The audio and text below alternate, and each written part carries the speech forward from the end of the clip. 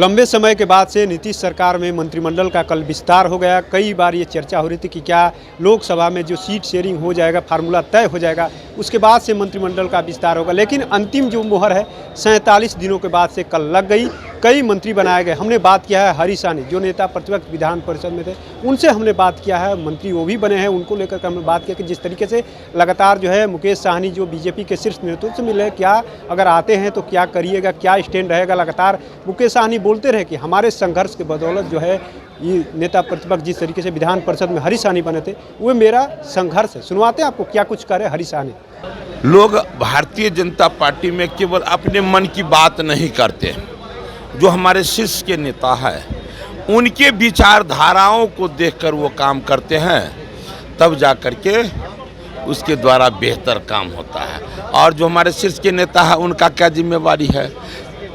मैं हमेशा कहता हूं कि और पार्टी राजनीति को केवल ध्यान में रख करके वो काम करते हैं, और भारतीय जनता पार्टी राष्ट्र नीति को ध्यान में रखकर, तो स्वाभाविक है चलने के ढंग में अंतर होगा तो मंजिल तक पहुंचने के गति में भी अंतर होगा।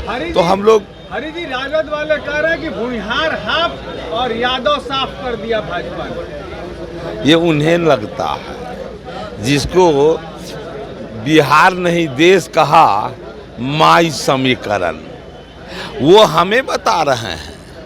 उसे जो कहते हैं सबका साथ, सबका विकास, सबका विश्वास, सबका अब उनको कहने का कोई हक ही नहीं है। वो काम करना सीखे ही नहीं।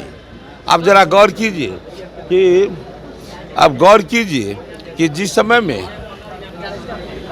वो शासन में उनके पिताजी थे तो लोग बिहार को क्या कहते थे। इसलिए हर क्षेत्र में रोड, नाला, सड़क, बिजली, पानी, शिक्षा, चिकित्सा सब कुछ समाप्त था। वो आदमी भारतीय जनता पार्टी को, दुनिया की सबसे बड़ी पार्टी को वो सीख देने चलेंगे। उनको कहिए आप भाई सीखो, केवल राजनीति से ऊपर उठ करके राष्ट्रनीति के नाम पर चलो, तुम्हें भी लोग सराहेंगे। मुकेश साहनी नाराज चल रहे हैं। दिल्ली का कहा जा रहा है कि एनडीए में आने वाले, क्या कहिएगा? क्या मुकेश साहनी लगातार नाराज चल रहे हैं। देखिए, मुकेश साहनी नाराज चल रहे हैं और देश में कौन नाराज चल रहे हैं वो नहीं है। सवाल है व्यक्ति को ध्यान में रख करके भारतीय जनता पार्टी काम नहीं करती। विश्वास हुआ है। प्रश्न किए तो उत्तर तो सुन लीजिए।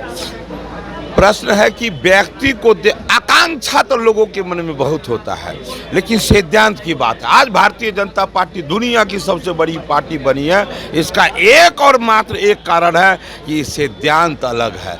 तो जो भारतीय जनता पार्टी के सिद्धांत को मानेगा वह स्वतः भारतीय जनता पार्टी के साथ रहेंगे। और भारतीय जनता पार्टी देश का रक्षा, धर्म का रक्षा, संस्कृति की रक्षा की बात करते हैं।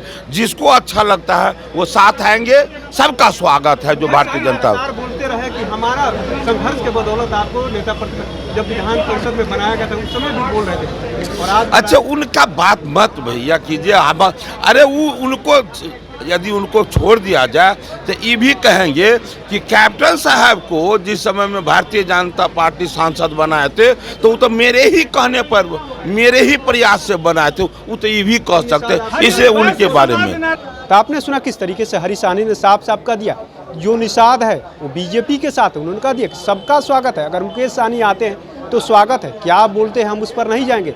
वो तो कहते रहते हैं जो कैप्टन साहब सांसद बने थे उनको भी कह देंगे कि हमारे संघर्ष के बदौलत वो सांसद बने थे। लेकिन अब देखना ये होगा कि एक तरफ जहां मुकेश साहनी लगातार बीजेपी के शीर्ष नेताओं से संपर्क में लगे हुए हैं, क्या बीजेपी में, एनडीए में आते हैं या वो इंडिया गठबंधन में चले जाते हैं। क्योंकि ये भी कयास लगाया जा रहा है कि बीजेपी ने एक बड़ा प्लान भी तैयार कर लिया हरीश साहनी के रूप में, निषादों को जोड़ने के रूप में। वही मुकेश साहनी लगातार 3 राज्यों में कई सभाएं कर चुके हैं। अब देखना ये होगा कि क्या मुकेश साहनी अगला दाव क्या तैयार करते हैं, अगला प्लान क्या करते हैं। क्या बीजेपी में आते हैं या इंडिया गठबंधन की तरफ चले जाते हैं।